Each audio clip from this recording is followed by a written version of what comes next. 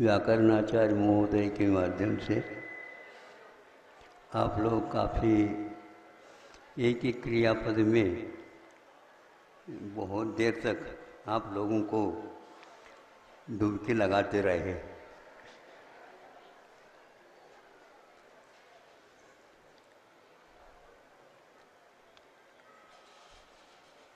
आत्मा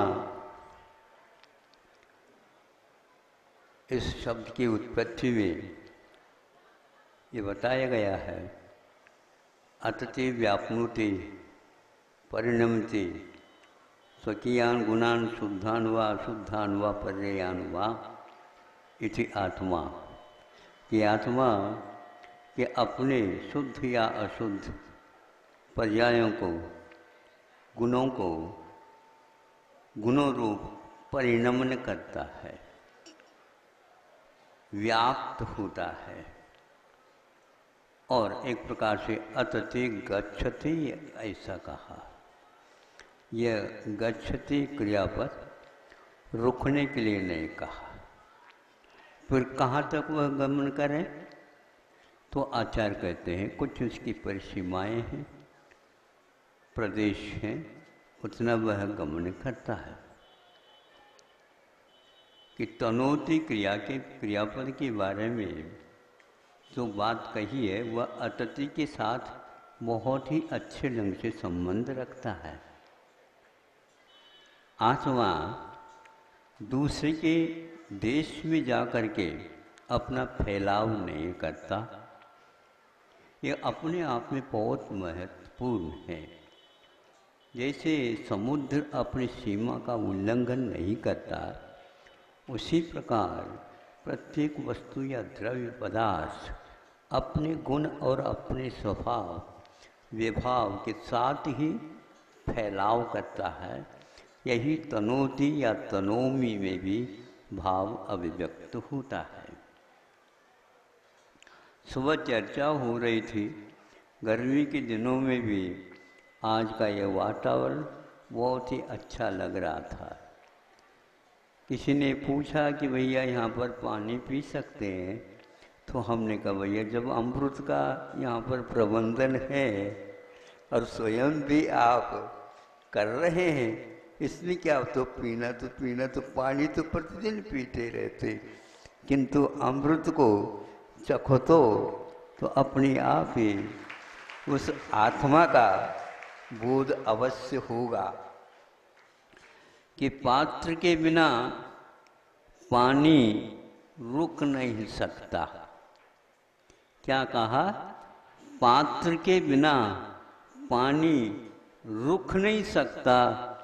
और नीचे भी पंक्ति वैसे ही है, पात्र के बिना प्राणी रुक नहीं सकता, टिक नहीं सकता।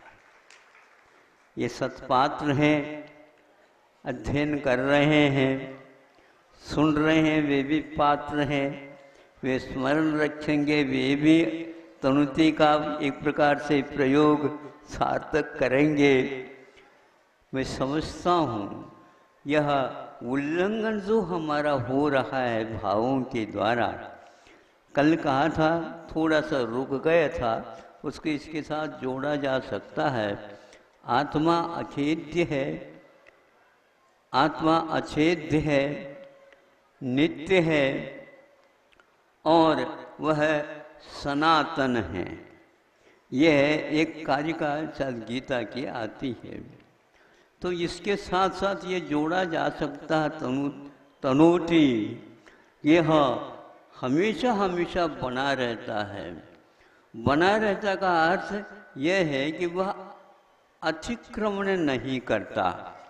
अतिक्रमण का अर्थ अपने द्रव्य की सीमा तक ही वह फैलता है। तो महाराज जी तो तनोमि के कहने करके कहाँ तक विस्तार करना चाहते हैं?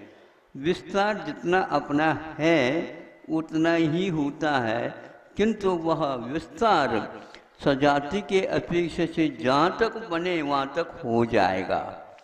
स्ववैभवाय यह शब्द उन्होंने जो प्रयोग किया है और व्याकरणाचार्य जी ने तो उसका बहुत ही अच्छे अर्थ निकाला ये स्व जो कोई भी पढ़ेगा वह स्व के साथ ही पढ़ेगा, पर के साथ नहीं पढ़ेगा। तो इस प्रकार यह स्व की व्याप्ति स्व तक भी है और जो जो पढ़ेगा वहाँ तक भी है। मतलब तीन लोक में जहाँ कहीं भी स्वधन रखा है वह पूरा का पूरा व्याप्त होकर के इसके साथ बन सकता है। यानी सारे के सारे व्यक्ति जो कोई पढ़ेगा, सुनेगा और स्वप्न देखेगा उसको भी अपना वैभव मिलेगा, इसमें कोई संदेह नहीं। तो यह निश्चित करिए जो सुन रहा है उसके कारण भी जो पढ़ रहा है उसको भी आनंद आ रहा है। सुन रहे हो आप लोग? तो हम ये नहीं कहता हूँ पढ़ रहे हैं आप लोग, नहीं, पढ़ने की आवश्यकता नहीं। जब मैं पढ़ता हूँ तो अपने आप में रह नहीं पाता, लेकिन अपने में जो था वह सब विस्तार करने जा रहा हूँ, विस्तार करता रहता हूँ।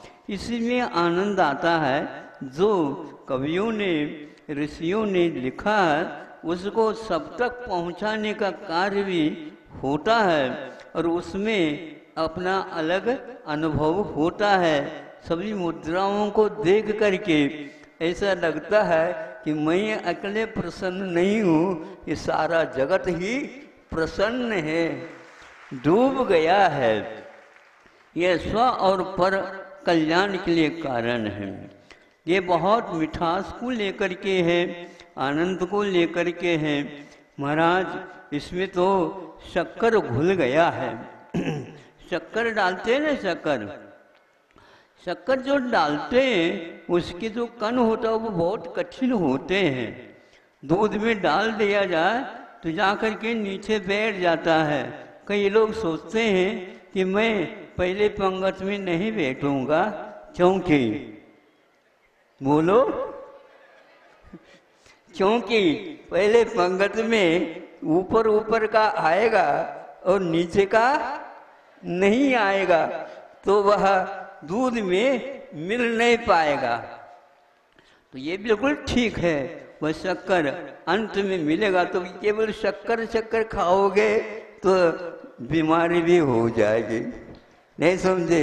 दूध ये ऊपर वाले ले लेंगे, दूध वैसे मिष्ट होता है, और शक्कर तो क्या करता मालूम है, उसको बाहर निकलना बहुत कठिन होता है। इस प्रकार तनोमी क्रिया के माध्यम से ये कहना चाहते हैं, मैं ऐसा विस्तार करूंगा कि एक एक दूध के रग में वह मिठास और आ जाए। तो उसके लिए क्या करें हम?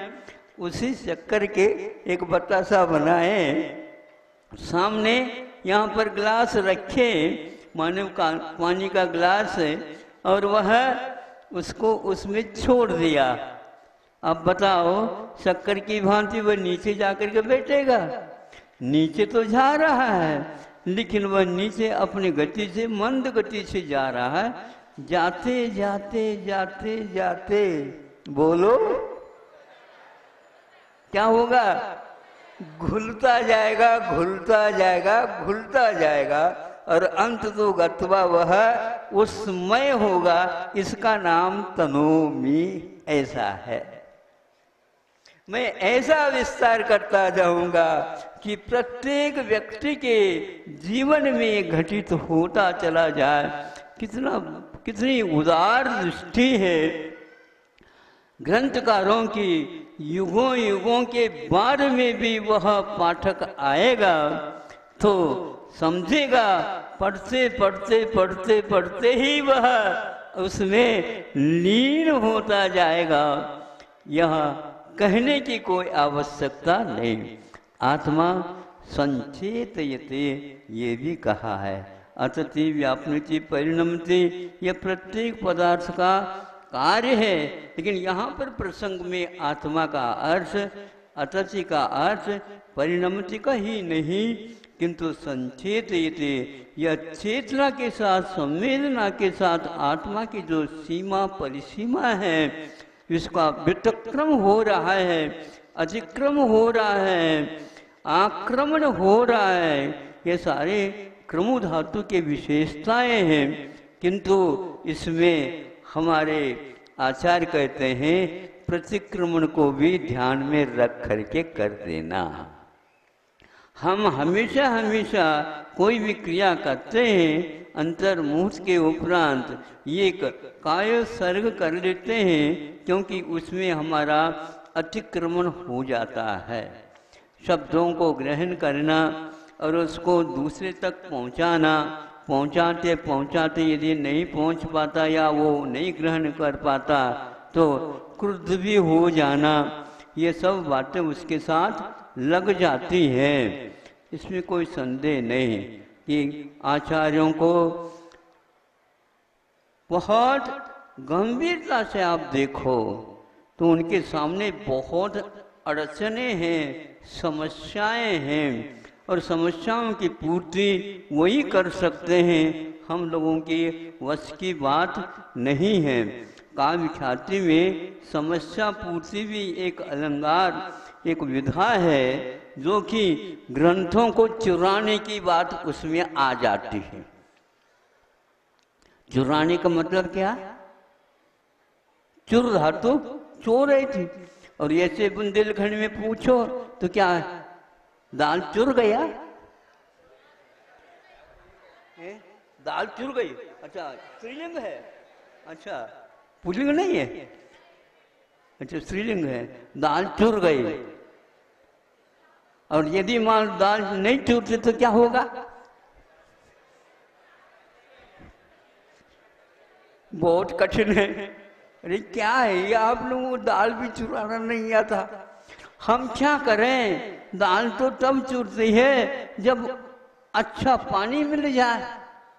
तो खारा पानी मिल जाता है तो उसको खारा न बोल करके भारी पानी है, हम भारी पानी का भी आभार करते हैं। तो वह दाल को दाल न रख के फिर उसको हम पीस लेते हैं तो अपने आप ही चुर जाएगी। एक एक कण में वह चला जाएगा और वह भोजन कर लेगा। तो उनकी समस्या क्या है? समस्या पूर्ति करते हैं तो आह्लाद हो जाता है, और समस्या पूर्ति यदि नहीं करते हैं तो आचार्य महोदय कहते हैं कि घबराओ नहीं, ये कर्तव्य की ओर मुड़ करके चलो। जैसे बतासा वह निश्चित रूप से घुलने की क्रिया से युक्त था और वह धीरे धीरे उस पानी में घुल जाता है। बहुत कठिन है समझना, किंतु हाँ कह करके हम चलें, वह घुलता चला जाएगा। आज या नहीं कल कम से कम घुल ही जाएगा। विद्या कालीन पच्यते। संवेदनशील आप हैं तो अवश्य ही वो पचेगा। यदि संवेदनशीलता समाप्त हो जाएगी, पाचन क्रिया आपकी समाप्त हो जाएगी और आप अघोषित मृत्यु के शिकार बन जाओगे। आज यही हो रहा है। हम वर्षों हो गए किंतु उसको पचाने के उपक्रम नहीं कर रहे हैं। ये उपक्रम भी शब्द बहुत अच्छा माना जाता है। क्रम धाता के साथ ये लगा हुआ है, उसका भी भिन्न भिन्न उपसर्गों के माध्यम से ये होता है कि हमारे संवेदन ने ऐसा व्यायाम प्रारंभ कर दिया जिसको अतिक्रमण बोलते। अतिक्रमण से एक प्रकार से आक्रमण से दूसरे को धक्का लगता है। सीमाएं हमेशा हमेशा अंकित होना चाहिए और यूं कहना चाहिए वहाँ पर कोई न कोई व्यक्ति का नियुक्तिकरण भी कर देना चाहिए। स्वयं आत्मा वह चैतन्य पदार्थ है, अचेतन पदार्थ में जा ही नहीं सकता, यह उसकी सीमा है। फिर भी परिणमन की अपेक्षा से हम सोचते हैं, बैठे बैठे भी हम दूसरे के घर में प्रवेश कर जाते हैं, किंतु यह हमारी आदत है या विकृति है। प्रकृति से हम हट जाते हैं तब इस प्रकार का कार्यक्रम होता है।